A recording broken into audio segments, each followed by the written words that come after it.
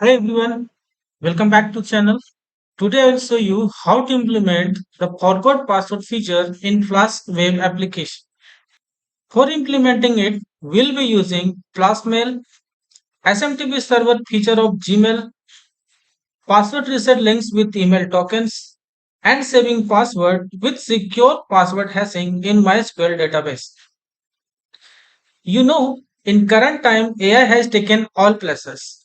Hackings are on peak and for being safe in terms of password is very important. Therefore, each website owner uses password hashing technique to secure your password so that even the admin of website can't see what's your password. Let me show you example from my database of this app. Here you can see for each user there is an encrypted hashed password. Without recording that, login is not possible for user.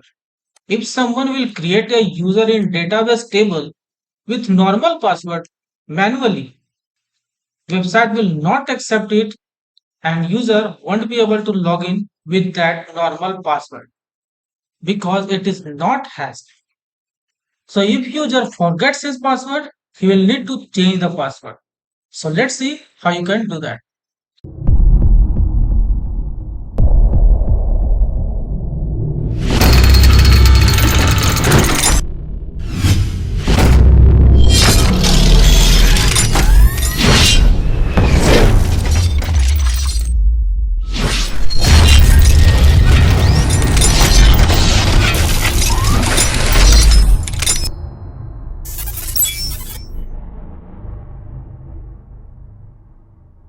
Before we jump into the code, let's understand how it will work.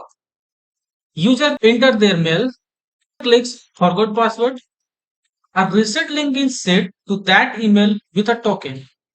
Now, user click the link, opens the form to reset password, and password gets updated securely in the database.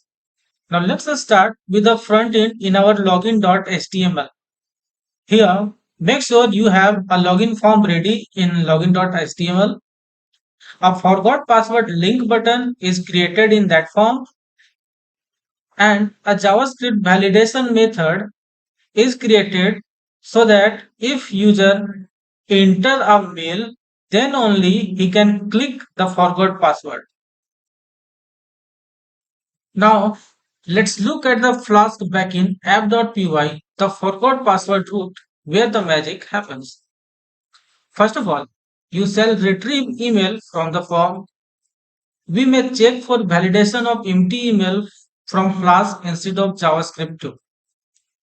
Now let's check if the email exists in the database. Then generates a token using its dangerous. And for this, let's see two functions. First, generate reset token, provide your email ID under the parameter. And second one is verify reset token, which has two parameters. First, generated token for particular email. Second, token expiration time in seconds. Now let's jump in implementing mail setup. And for this, we'll be using Flask mail. So import mail and message from this module. Make sure you have installed it. However, I'll send requirements.txt file along with all necessary codes in description box. Create a method called mail setup and configure all necessary inputs of your email ID into your Flask app. I'm using Gmail. So I'll use smtp.gmail.com as mail server and my mail ID along with one of my app password I set to particular Flask app.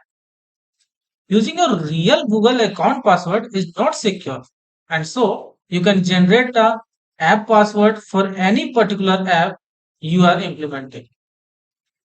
To do that, you will have to go to your Google account settings, search for app passwords, create a new app with giving it a name, for example, test one, and you will get an app password which can be shown at once only.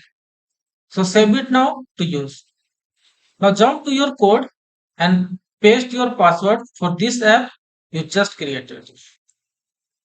Now all setup is done and you're ready to send the user a mail.